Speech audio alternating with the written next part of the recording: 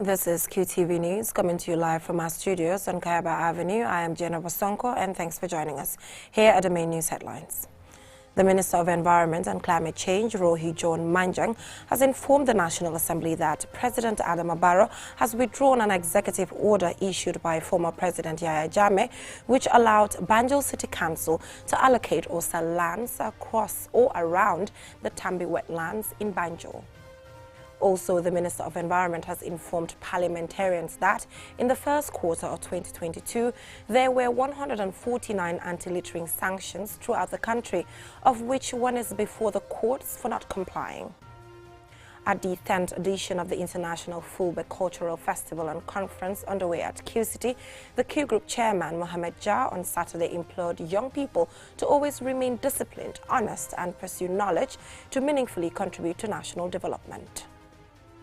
In international news, the Libyan National Army's Eastern Commander Khalifa Haftar has spoken about the creation of a roadmap for conducting elections in Libya.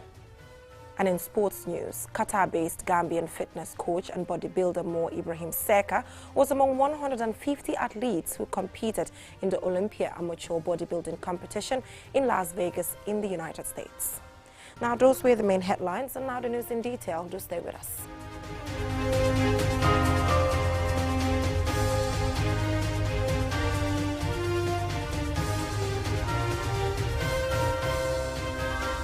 Thank you so much for joining us. If you're just tuning in, you're watching QTV News, and I am Jenna Wasonko. Now, the Minister of Environment and Climate Change has informed the National Assembly that President Adama Barrow has withdrawn an executive order issued by former President Yahya Jammeh, which allowed Banjul City Council to allocate or sell lands around the Tambi wetlands in Banjul. To protect these wetlands from further encroachment, the President has ordered that construction will not be approved for lands already allocated and yet to be developed. Environmental activists have also been reacting to these developments. Mamadou Lamin Choi has more on that. This is the Tambi wetlands, located to the west and southwest of Banjul, and it is also on the southern channel of the mouth of the River Gambia, encompassing about 6,000 hectares. This footage shows industrial buildings, including a food processing factory, a petrol station, and a dry dock already constructed for commercial use. During parliamentary oral questions put to ministers, the National Assembly member for Joswang asked the Minister of Environment and Climate Change about what her ministry is doing to recover the lands allocated at the Tambi wetlands. This is the Environment Minister's response. This arrangement was effected during the former government, when the Banjul City Council requested from the President to give them the right to allocate or sell land at the Tambi area to boost the economic of the council and also Banjul. So that was already effected when this new government came. Most of this land that we are allocated, that we are all witnessing today, we are already effected, committed during the former regime. But with the new exposure to the climate change, the President has already given an authority to withdraw that power. So effect from now, the City Council has no other right to allocate, and even those that are allocated and yet to be constructed would not be given approval to construct. The President's decision to withdraw the BCC's right to allocate or sell lands at the Tambi wetlands is not without limitations due to social and economic grounds and an alternative for preservation of the wetlands. Inasmuch as the environment is affected, which we all agree to, an effort has been done to stop it. But to reallocate the already constructed area required a huge amount of cost, which government is constrained. We're looking for Plan B. And Plan B, as per the advice of the technicians, is to plant, aggressively, urgently plant mangrove trees that will serve as a carbon sink and natural reservoir for excess water to mitigate floods. The Environment Minister tells the NAMS that the NEA will collaborate with councils to control dump sites and not allow the Tambi wetlands to be further exposed to encroachment. NEA has already written to the Ministry of Lands to cancel all allocations affected to the Kamalo area which indirectly has a connection with the Tambi wetland. So for immediate effect, hence there is no construction made, we cancel all allocations to avoid further consequences. So that has already been done, but notwithstanding, and a proper a more detailed environment impact assessment will be done to advise government as to whether this is a feasible land for us to use for institutional reserve or not.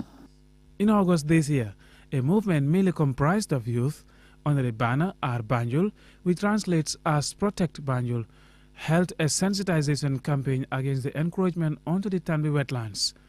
I have been speaking to some members of the movement about the Environment Minister's announcement regarding the Tambi wetlands. Amadou Huri Jallo, Ismail Mboguma Jang and Suleiman Jai respectively are the Public Relations Officer, Chairperson and Secretary General of Our Banjul movement. I will still call the people of Banjul. This is now our responsibility, just to make sure that the statement and the promises that we had from the minister, we keep on reminding them, we keep on standing at their doors until the problem is solved. In her statement, she said the problem of relocation might be economically difficult. But our life, to save our life, is more important than thinking about the economical perspective of that issue. The minister saying that is a word of commitment, but we also have a role to play. We are not just going to hear that and start to celebrate, because the work is starting now. So now it's our responsibility as civil society organization to go to them and pressurize them to make sure that what they have said is implemented. The Tambi wetlands is a Ramsar site and is protected by legal instruments such as the Banjul Declaration and the Wildlife Conservation Act of 1977, which was signed by former President Jawara. Ramsar sites are wetlands of international importance that have been designated under the criteria of the Ramsar Convention on Wetlands for containing representative, rare or unique wetland types or for their importance in conserving biological diversity. Mohamed Lamin Choi, QTV News. Still on the National Assembly, as responding to oral questions from the National Assembly members, the Minister of Environment has reported that in the first quarter of 2022, there have been 149 cases of anti-littering sanctions throughout the country, of which one has not complied and is before the court. Meanwhile, the Minister has agreed that more needs to be done by her ministry and attitudinal change by the public to improve waste management in the country. Mohamed Lamin Choi again. Depositing litter in a public place or somewhere visible to any extent from a public place is against the laws of the Gambia. The National Environment Agency, which is under the Environment Ministry, is responsible for enforcing anti-litter laws. At the National Assembly's last session for questions for oral answers for ministers, the NAM for Jemara wants to know the level of implementation of the anti-littering regulations. Rohi John Manjang is the Minister of Environment. If we want to see the entire length and breadth of the country, this could be a little bit small, but notwithstanding, to give the success rate, out of this 149, 148 all complied according to the Act, and one was a stumbling block, and it has been referred to a higher court to deal with the matter. Anti-littering regulations appear to be ignored by much of the public, as is evidenced in our environment and its surroundings. Indiscriminate dumping and littering of waste have become commonplace in many parts of the country, leaving people at risk of health hazards. Law defaulters often go scot-free, and only a few get punished with fines and compelled to comply. We had a sustainable waste management dialogue where all the key stakeholders were invited, all the councils, the governors, and some National Assembly members, so that we can sit together and engage and look at how best we can put heads together to fix these chronic environment issues. The report is already out, but this needs to be enforced by the Waste Management Bill, which I've just reported that is at the level of Cabinet to come to National Assembly. Once we have the power to revise things that are not working well in the current bill, it will give us a better room to achieve success. Public attitude towards the environment and inadequate awareness of the anti-littering laws have led to this general lack of compliance with the law, thus denying us a clean and healthy environment fit for human health.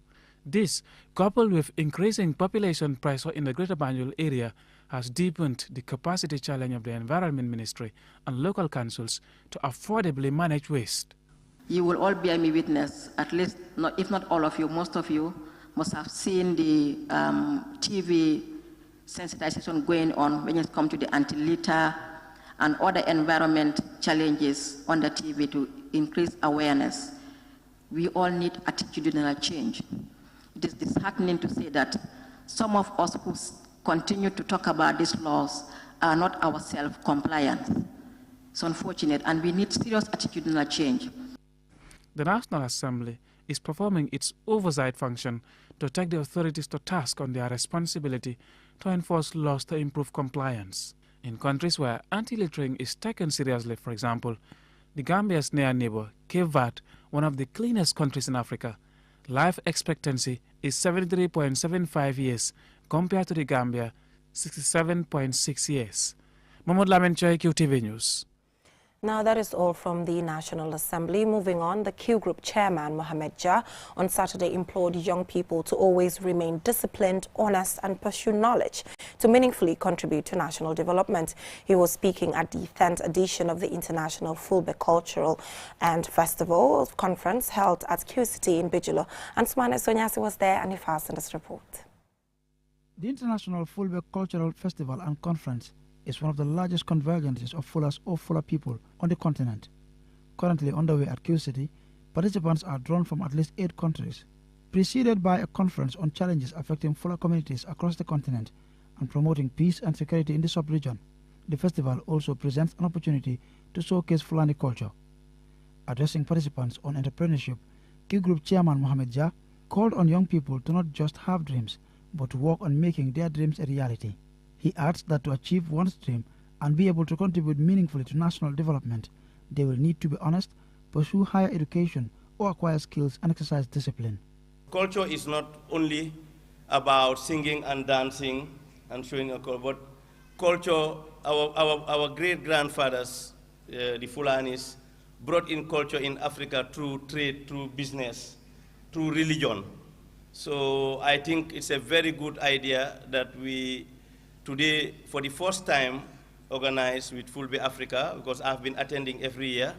Today we have this conference, which is very good, very educative, and even sitting here listening to the panelists, I was quite impressed and I learned a lot of things. Issues discussed at the event included climate change, early marriage, and gender-based violence, amongst other issues, which are believed to be amongst the main issues affecting Fulani communities.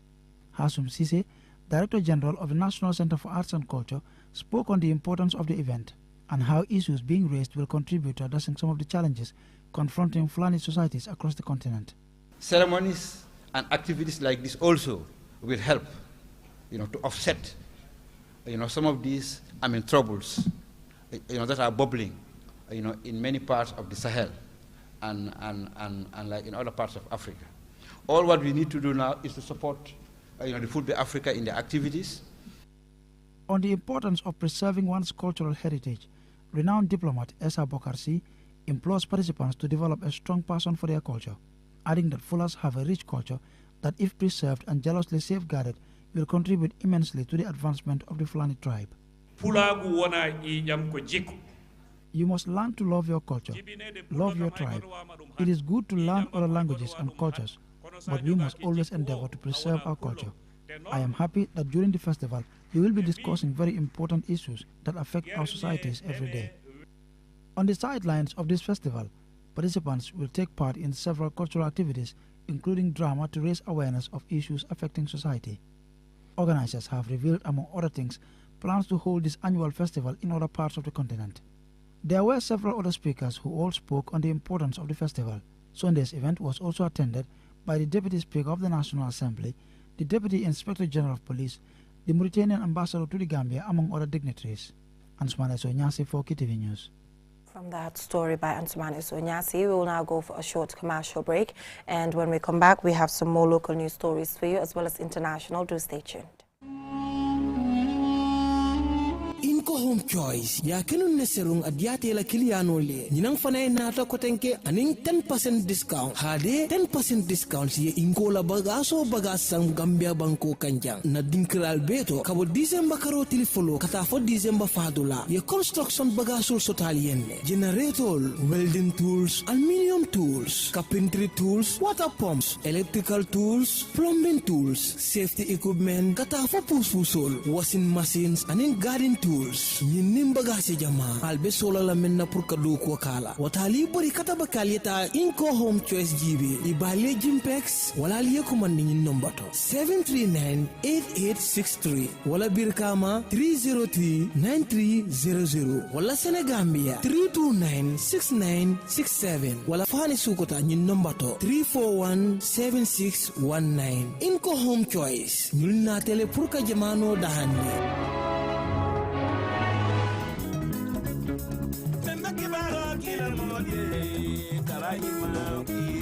La hido timmandi wato sitalem kodenke jeli ba ko yati ande kumare ban wulle bina album don tim ba sotola album kuto ikafomi ko TikTok come out in your thousands. It's going to be a great night. 7th of January 2023 Penchami Hall 9 p.m. Tickets $500, VIP $1,000. Jeli ba ko yati album bu bes TikTok kon nak yegal mako xarit yeek anti jamm yi ne jëmukaay bi yépp on the 7th of January 2023 muy sa pencami ca album launch ni Jaliba Kuyateh. It's going to be big, it's going to be real ambience sulata tula mankato on the 7th of January 2023 Jaliba launching.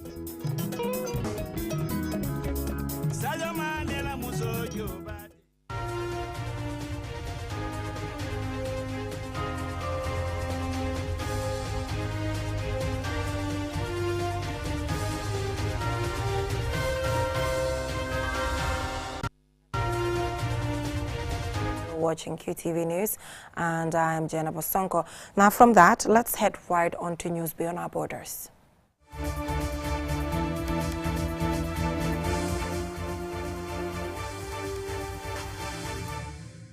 The Libyan National Army's Eastern Commander Khalifa Haftar has spoken about the creation of a roadmap for conducting elections in Libya. The announcement comes a year after warring factions also agreed to conduct the elections. More in this report. Khalifa Haftar made the announcement while addressing Libyans in Benghazi, Libya's second largest city, which is home to his forces. Many Libyans have lost hope in the political leaders, who they think are unwilling to resolve the endless political deadlock because conducting elections would remove them all from power. Recent hope for an election was first announced in 2020 following a ceasefire, when rival Western and Eastern forces agreed to conduct elections in December 2021 and a new unity government was installed to bring together divided national institutions. However, the process did not work and the peace did not last. Libya has been in turmoil and conflict since the NATO-backed 2011 uprising, in which Libyan leader Muammar Gaddafi was ousted, which led to the divide between warring Eastern and Western factions. Gaddafi's death in October 2011 has exposed Libya to constant conflict and several struggles to rebuild its state institutions. The General National Congress came into power in 2012 but faced numerous challenges. Armed Islamist groups, including Ansar al-Sharia, the terrorist group allegedly responsible for the attack on the US consulate in 2012, and the Islamic State have used the country as a hub to coordinate broader regional violence, further complicating efforts to create a unity government. Such instability has reached even to West Africa. As a result of this instability, the UN Refugee Agency estimates that more than 217,000 people have been internally displaced and approximately 1.3 million people need humanitarian assistance in Libya. The power struggle and the vacuum created since Gaddafi's ousting and the country's proximity to Europe have also led to Libya being used as a transit point for irregular migrants hoping to get to Europe, where criminal networks operate to kidnap for ransom, exploit and smuggle large numbers of migrants desperate to reach the EU. After all, Libya is only 1,778 kilometers from Italy. Many young Gambians have embarked on the so-called backway journey through Libya to Europe in search of greener pastures. Some have died on the way, Others have been imprisoned, trafficked and deported and abused and suffered other inhumane treatments. Despite efforts by many institutions, including the International Organization for Migration, IOM, many people are still tempted to use the dangerous routes through deserts and the Mediterranean Sea. The UN Special Envoy to Libya, Abdoulaye Bathily, in a statement asked Libyan leaders to agree on a solution based on a national compromise and to avoid escalatory action that would threaten Libya's already fragile stability and unity. Long-suffering Libyans hope that these latest moves will lead to a lasting solution and finally to peace. For QTV News, I am Ade Darami. Still on news beyond our borders, as 14 Iranian fishermen have returned home after years in captive by Al-Shabaab militants in Somalia. They were freed after lengthy negotiations with government officials, tribal chiefs and Somali leaders. Aliou Cisse has more. According to the Iranian news agency, the fishermen were flown back to Iran late on Saturday. Some had been held for as long as 8 years after being kidnapped in international waters close to Somalia. Their release comes almost a month after Somalia police said they had found 20 foreigners, 14 Iranians and 6 Pakistanis near land controlled by militants. According to the AFP news agency, police said at the time that some of the fishermen had been seized by Al-Shabaab in 2014 and others had been kidnapped in mid-2019. The Islamist militant group Al-Shabaab has carried out several attacks in Somalia in recent months, including twin-car bomb explosion in the capital, Mogadishu, in October, in which 120 people died. The government has launched a large-scale offensive against Al-Shabaab, working with local clan militia. Al-Shabaab militants have been active in Somalia for more than 15 years, having control over large rural areas and continue to mount attacks in urban centers. Formed in the mid-2000s as part of the Islamic Courts Union, Al-Shabaab came to prominence during the 2006-2009 Somali War, during which it presented itself as a vehicle for waging armed resistance against Ethiopian occupation. Later, it became the dominant force in South and Central Somalia, fighting the African Union Mission in Somalia and the federal government of Somalia. The Al-Shabaab is responsible for many high-fidelity attacks, including the 2013 Westgate shopping mall attack in Nairobi, Kenya, the October 2017 Mogadishu bombings, the December 2019 Mogadishu bombing, and the October 2002 Mogadishu bombings. The group is also active in other Eastern African countries, especially in Kenya and occasionally Ethiopia. The group is estimated to have increased its combat strength to between 7,000 and 12,000 fighters as of February 2022. As such, the insurgency has proved resilient and remains the principal security challenge in Somalia. Since 2014, Ahmed Dirie, also known as Ahmed Umar Abu Ubaida, became the group's leader after Ahmed Abdi Godden was killed in a U.S. airstrike. According to the U.S. Treasury Department, the group generates around $100 million per year through piracy, kidnapping, extortion of local businesses, and aid groups, among others. Reporting for QTV News, I am Aliou Cisse. Now from that, let's head right on to what's happening in the world of sports.